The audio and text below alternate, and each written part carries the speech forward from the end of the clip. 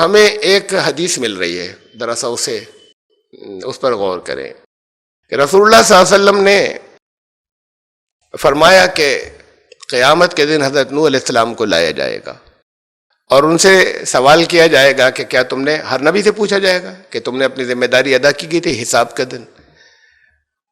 حضرت نوح علیہ السلام بھی یہ جواب دیں گے کہ ہاں میں نے پیغام پہنچا دیا تھا اپنی قوم کو.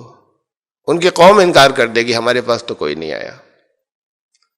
وہاں حساب کے دن کوئی جھوٹ نہیں بول رہا ہوگا، جھوٹے بھی جھوٹ نہیں بولیں گے جو یہاں جھوٹ بولتے تھے. وہاں تو ہر ایک کو اپنی جرم کا، جرائم کا اقرار کرنا ہوگا، سارے ثبوت موجود ہوں گے. حضرت نوح کی قوم انکار کر دے گی ہمارے پاس، یعنی سچ بول رہے ہوں گے، ان کی نالج میں نہیں آیا تھا.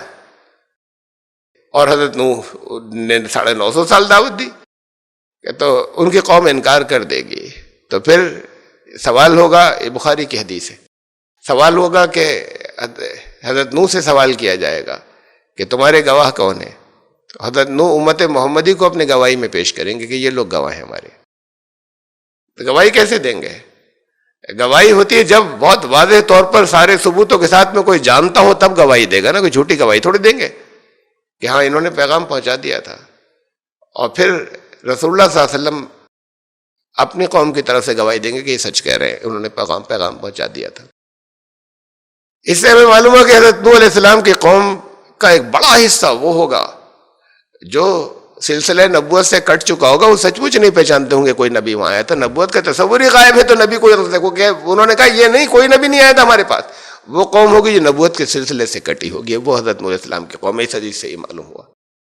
اور پھر بعد کو اسی میں سے وہی قوم جو ہے وہ بدلے گی، امت محمدی بنے گی. اصل میں تو گواہی وہ لوگ دیں گے، پہچان چکے ہوں گے کہ ہاں آئے یہ آئے تھے، ان سے تعلق تھا ہمارا. اپنی کتابوں کی بنیاد پہ بات کو اسے پہچان چکے ہوں گے کہ یہ ہمارے پاس آئے تھے. پھر امت محمدی گواہی دے گی، انہی کی قوم میں سے جو امت محمدی بنیں گے وہ گواہی دیں گے. اور ہمیں ایک حدیث اور ملتی ہے، وہ بھی میں دوسرے اور لیکچر یا دعوت کے موضوعات میں بار بار بیان کر چکا ہوں کہ ایک مخصوص قوم ہے وہ جو تبدیل ہو کر آئے گی، اس کے لیے طریقہ کار ایک مخصوص بتایا تھا، خاص اسی کے لیے، جس کے اندر یہ کہا تھا کہ ان عجب الخلق الی ایمانا لقوم یکونون من بعدی. تمام دنیا مخلوقات کے اندر عجیب ترین اور عظیمت والے اونچے درجے کا ایمان ایک لازماً ایک قوم کا ہوگا. یکونون من بعدی، وہ لوگ میرے بعد آئیں گے. یجدون صحفا، وہ کچھ صحائف، اسکرپچرز، مذہبی گرنتھ پائیں گے. یہ پائیں گے کا کیا مطلب؟ اب کوئی نازل تو ہوگا ہی نہیں. حضور صلی اللہ علیہ وسلم کریں میرے اوپر ایمان لانے کے اعتبار سے سب سے عجیب اور عظیمت والی ایک قوم ہوگی، اس کے لوگ میرے بعد آئیں گے. بعد میں آئیں گے تب ان پہ کچھ نازل تھوڑی ہوگا، قرآن کے بعد کچھ بھی نازل نہیں ہوگا اللہ کی طرف سے کوئی نئی کتاب کا. وہ کچھ صحیفے پائیں گے، اور پلیورل میں، جمع میں، ایک نہیں، پائیں گے، یعنی ری ڈسکور کریں گے، کٹے ہوں گے اور نئے سرے سے جڑیں گے. یہ دنیا میں ایک ہی تو قوم ہے جن کے اسکالرز کہتے ہیں کہ خدا کی طرف سے نازل ہونے والی کتاب جو ہمارے پاس آئی وہ وید ہے، لیکن عوام کٹے ہوئے، سب کٹے ہوئے، بلکہ اسکالرز بھی نام سے جڑے ہوئے، باقی اسکالرز بھی کٹے ہوئے، ٹوٹل کٹ آف. یہ دنیا میں ایک ہی قوم ہے کہ وہ کٹے ہوئے ہوں گے. یجدون صحفا، پھر دوبارہ نئے سرے سے جڑیں گے.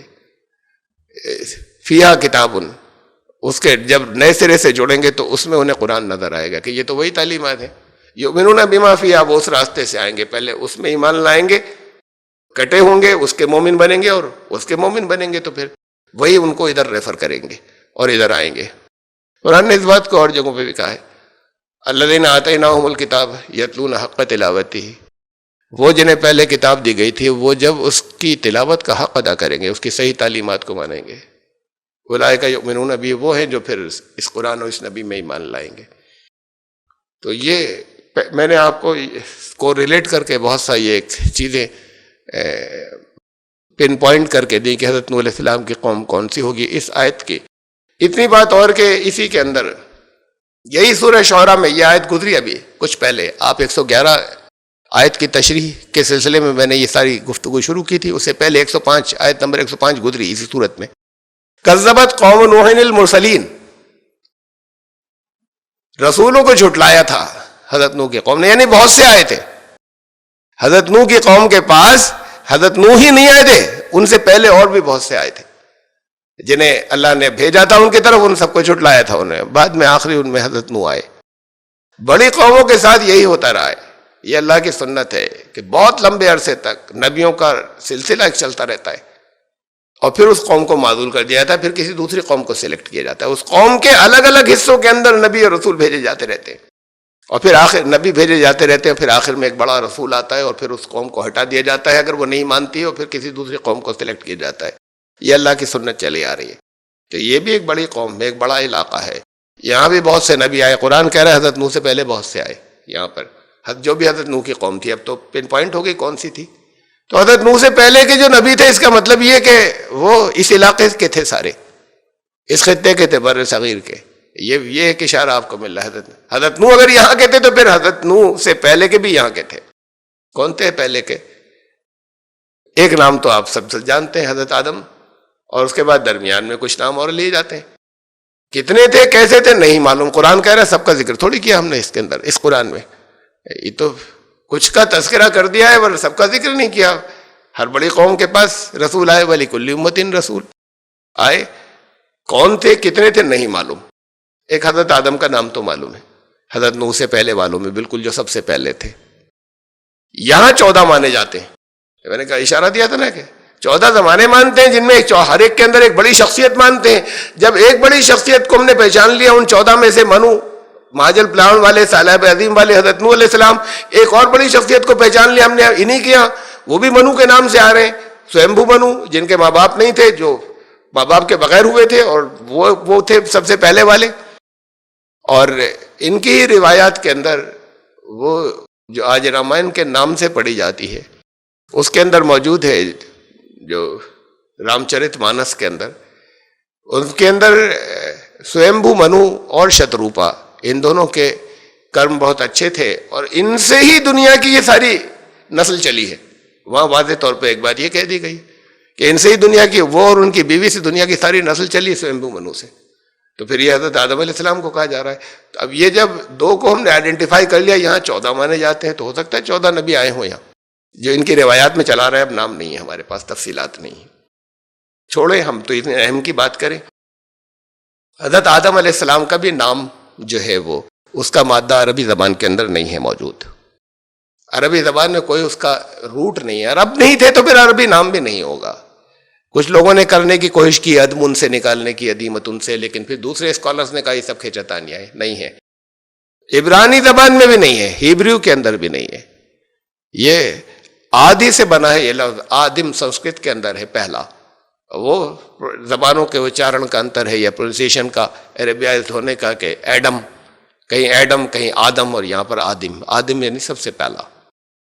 اور حضرت آدم علیہ السلام کا جیسے حضرت نوح علیہ السلام کا یہاں پر، تیسے حضرت آدم کا بھی نام یہاں کی زبان کے اندر ہے، یہاں کی قدیم زبان میں۔ جہاں پر کوئی نبی آتا ہے وہاں پر عام طور سے اس کی یادگاریں قدیم زمانے سے چلی تھیں۔ حضرت آدم کی یادگاریں دنیا میں کہیں میموریلز کسی اور جگہ نہیں ہیں، دنیا میں صرف اسی علاقے کے اندر ہیں۔ یہ پہلے اس سب کانٹیننٹ میں، اب آج الگ ملک کہلاتا ہے، اور کہیں اگر کہیں ٹکڑے وکڑے کہیں ہو تو اور الگ ملک بن سکتے ہیں، پاکستان الگ ہوا، بنگلہ دیش الگ ہوا، لیکن یہ ٹوٹل یہ سارا حصہ سب کانٹیننٹ یا بر صغیر یہ جو کہلاتا تھا اپ مہادیپ، تو اس کے اندر شری لنکا اسی کا پارٹ تھا۔ اور شری لنکا اور انڈیا کے بیچ میں کچھ چھوٹے چھوٹے سے آئی لینڈز ہیں، نیچرل بالکل، انہیں ایڈمس برج کہا جاتا ہے۔ آدم کا پل، یہ پرانے زمانے سے نام چلا رہا ہے، ایڈمس برج، آدم کا پل، ان کے میموریل جو ہے اس جگہ پہ موجود ہیں۔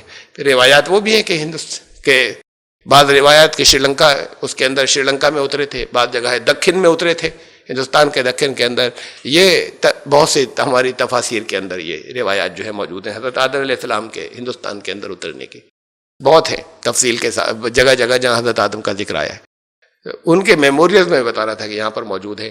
یہ بالکل ایک نیچرل سا ایک جیسے ایک راستہ بن گیا ہو، جیسے ایڈمس برج کہا جاتا ہے، ان کے درمیان کے اندر اگر بہت زیادہ اوپر سے تصویر لیا تو ایسا لگتا ہے جیسے سڑک ہے، حالانکہ الگ الگ آئی لینڈس ہیں، الگ الگ جزیرے ہیں۔